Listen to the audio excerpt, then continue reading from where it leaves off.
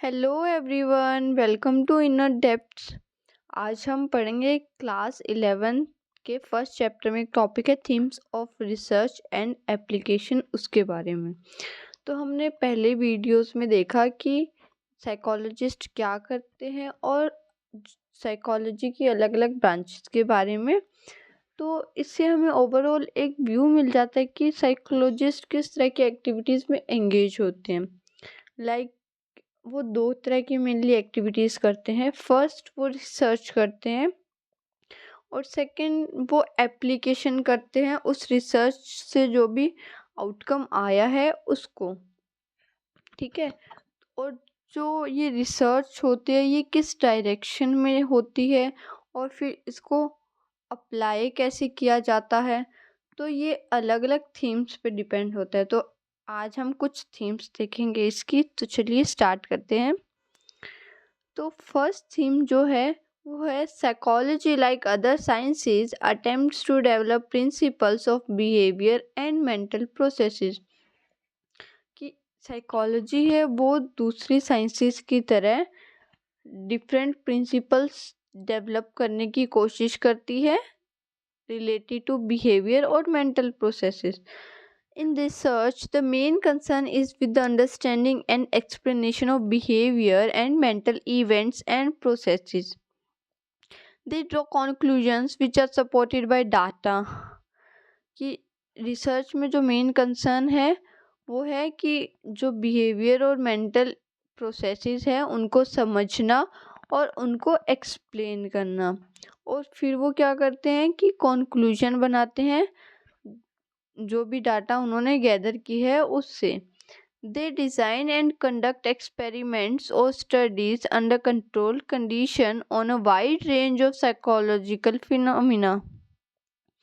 कि वो डिज़ाइन करते हैं और एक्सपेरिमेंट कंडक्ट करते हैं एक कंट्रोल्ड कंडीशन में, ताकि जो भी वो साइकोलॉजिकल फिनोमिना स्टडी करने की कोशिश करें उसको अच्छे से स्टडी कर पाएँ।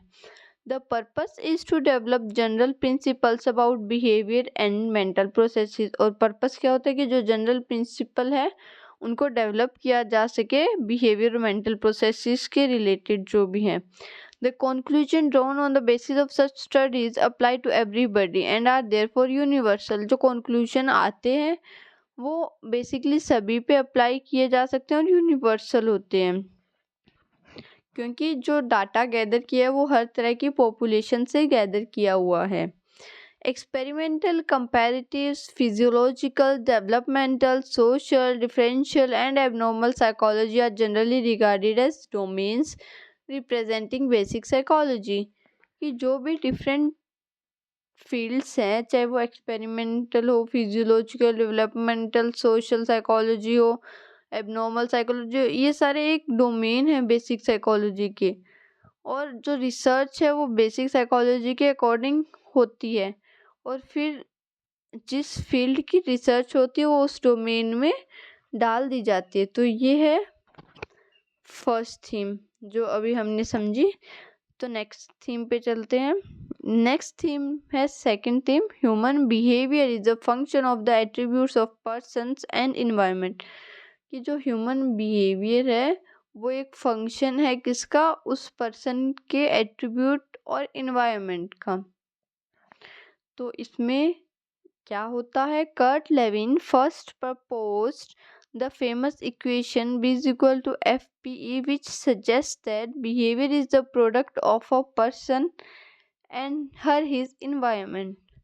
तो जो कर्ट लेविन है उन्होंने एक फेमस इक्वेशन दी थी जिसमें वो बोलते हैं कि जो बिहेवियर है वो प्रोडक्ट होता है एक पर्सन के और उसके इन्वायरमेंट का। What this equation simply tells is that the variation we find in human behavior are largely due to the fact that person refers with respect to the various attributes because of their genetic endowments and diverse experiences, and so do the environments they are placed in।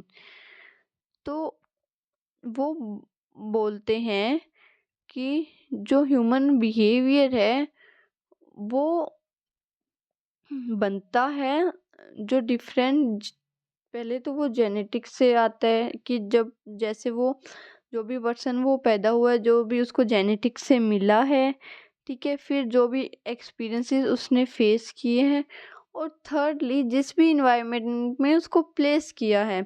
तो इन तीन चीज़ों का बहुत बड़ा role इसमें behaviour में आता है। Here the environment is conceptualized as it perceived or made sense of by the person. Psychologists have a long time considered that no individual are the same if one considered their psychological attributes. कि जो यहाँ पे बोलते हैं कि जो environment उसको conceptualise किया गया है एक पर्सन के सेंस में, और जो साइकोलॉजिस्ट है वो बहुत लंबे टाइम से बोल रहे हैं कि कोई भी दो इंडिविजुअल है वो सेम नहीं होते हैं। अगर हम उनकी साइकोलॉजिकल एट्रीब्यूट्स को देखें तो उनका बिहेवियर, उनके डिफरेंट एट्रीब्यूट्स है वो डिफ़र करते हैं एक दूसरे से। They vary with respect to their intelligence, interests, values, aptitudes and various other personality characteristics. कि वो वेरी करते हैं इंटेलिजेंस के मामले में, इंटरेस्ट, वैल्यूज़, एप्टीट्यूड और बहुत सारी अलग पर्सनैलिटी करेक्टरिस्टिक्स में, ठीक है।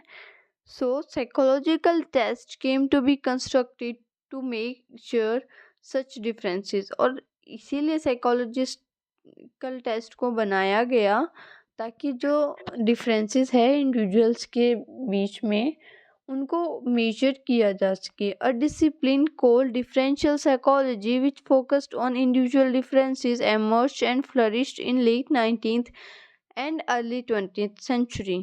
एक डिसिप्लिन डिफरेंशियल साइकोलॉजी बना और वो फोकस में उसका मतलब जो मेन फोकस था वो था कि जो इंडिविजुअल डिफरेंसेस है कोई भी दो पर्सन्स के अमंग उनको चेक करना, और ये फ्लरिश हुआ लेट 19 और अर्ली 20th सेंचुरी में। Most of it still remains in the form of personality psychology, और ये मोस्टली पर्सनैलिटी साइकोलॉजी के अंदर आता है।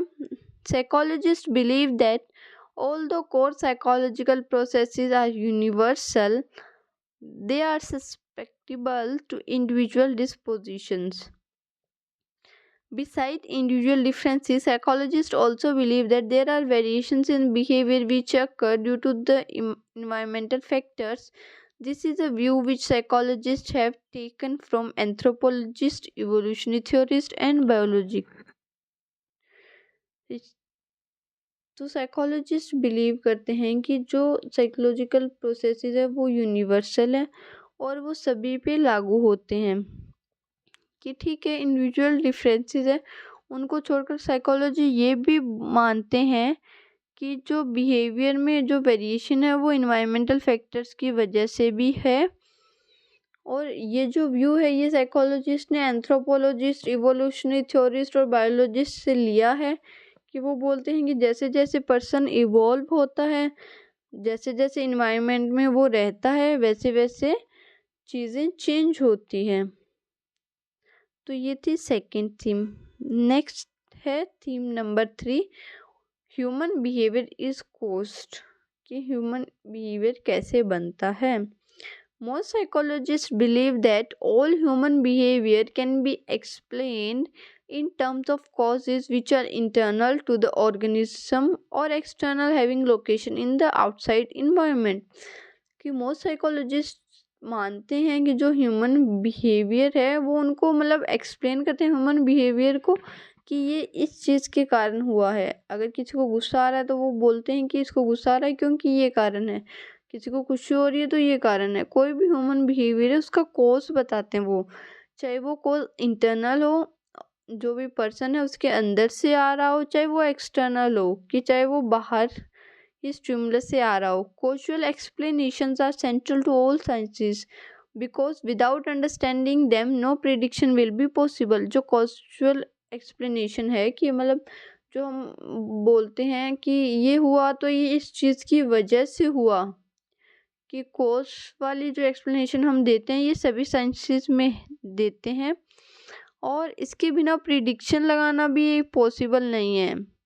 Although psychologists look for causal explanations for behavior, they also realize that simple linear explanations such as X causing Y do not hold true.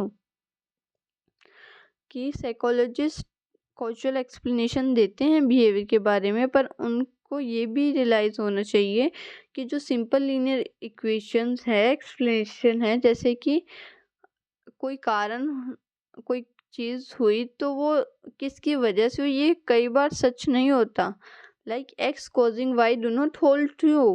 There is no one cause of behavior. Human behavior has multiple causes, means that it is difficult to pinpoint one cause of a behavior because it may itself be caused by another variable, which in turn may be caused by some other. वो बोलते हैं कि कोई भी एक behaviour है, उसके होने का एक कारण नहीं होता, मल्टीपल कारण होते हैं तब वो होता है।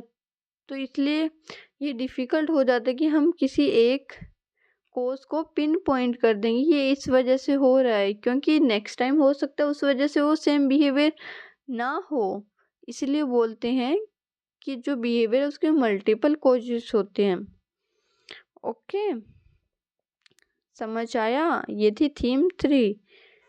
नेक्स्ट है theme 4। Understanding of human behaviour is culturally constructed. कि जो ह्यूमन बिहेवियर है वो कल्चरली कंस्ट्रक्टेड कैसे है, इसको समझते हैं। So psychologist who believe that most psychological theories and models are Euro American in nature. कि साइकोलॉजिस्ट जो मतलब सोचते हैं कि जो मोस्टली साइकोलॉजिकल थ्योरीज या जो मॉडल्स आए वो यूरो अमेरिकन है, उस साइड के हैं, and therefore do not help us in understanding behaviours in other cultural setting.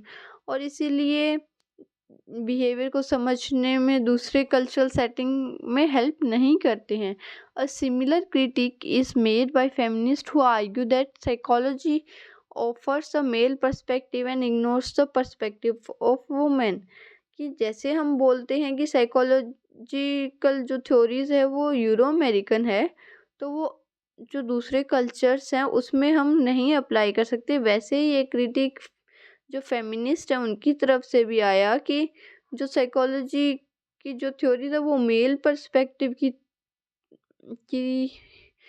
तरह से लिखी गई है और वो फीमेल पर्सपेक्टिव को इग्नोर करती है। दे argue in favour of a dialectical approach which will accommodate both male and female perspective in understanding human behavior। उन्होंने आर्ग्यू किया एक फेवर के कि एक डायलेक्टिकल अप्रोच आनी चाहिए जो अकोमोडेट करे जो दोनों मेल और फीमेल है दोनों के पर्सपेक्टिव को ह्यूमन बिहेवियर को समझने में। ओके, नेक्स्ट है theme 5। Human behaviour can be controlled and modified through the application of psychological principles. कि जो ह्यूमन बिहेवियर है उसको कंट्रोल किया जा सकता है और मॉडिफाई किया जा सकता है डिफरेंट साइकोलॉजिकल प्रिंसिपल्स को अप्लाई करके। Their concern arises from their desire to develop techniques और methods that will improve the quality of human life. उनका कंसर्न था कि ऐसी टेक्निक्स और मेथड्स डेवलप किए जाए जिससे ह्यूमन लाइफ की क्वालिटी को इम्प्रूव किया जा सके। This often requires removal of certain difficulties or adverse conditions that individual experience in different phases of their life। और ये बोलते हैं कि जो अलग अलग फेज है लाइफ के उसमें जो भी इंडिविजुअल अलग अलग डिफ़िकल्टीज फेस करता है उसको हम हटा सकें। Psychologist make certain interventions into the lives of needy people. कि साइकोलॉजिस्ट अलग अलग इंटरवेंशंस बनाते हैं जो भी ज़रूरतमंद लोग हैं उनके लिए। ठीक है, तो ये थी थीम 5। तो ये हमारी थीम्स कंप्लीट हो गई और उसके बाद में इन्होंने एक थोड़ा सा बेसिक दिया हुआ है, बेसिक वर्सेस अप्लाइड साइकोलॉजी का डिफरेंशिएशन दिया हुआ है, तो ये भी देख लेते हैं। Basic and applied psychology are identified only on the basis of their emphasis on the study of certain subject matters and broader concern। जो बेसिक और अप्लाइड साइकोलॉजी है उसको हम आइडेंटिफाई कर सकते हैं कि इनका जो भी इफ़ेक्ट है किसी भी सब्जेक्ट मैटर पे तो उसको हम देख सकते हैं। For example basic psychology provides us with theories and principles that form the basis of application of psychology. कि बेसिक साइकोलॉजी है ये थ्योरीज बनाती है और एक हमें बेस देती है, प्रिंसिपल्स देती है उन थ्योरीज को अप्लाई करने के लिए। And applied psychology provides us with different context in which the theories and principles derived from research can be meaningfully applied. और अप्लाइड साइकोलॉजी क्या करती है, जो भी थ्योरीज प्रिंसिपल्स हमें बेसिक साइकोलॉजी से मिले हैं उनको डिफरेंट कॉन्टेक्स्ट में रिसर्च के बाद उनको मीनिंगफुली अप्लाई कैसे करना है वो बताती है। ठीक है, तो ये बेसिक और अप्लाइड साइकोलॉजी है। थीम्स भी हमने इसके रिगार्डिंग ही पढ़ी थी। तो आज के लिए इतना ही। Thank you so much. अगर आपको वीडियो अच्छी लगी है तो like, comment, share and subscribe. मिलते हैं नेक्स्ट वीडियो में।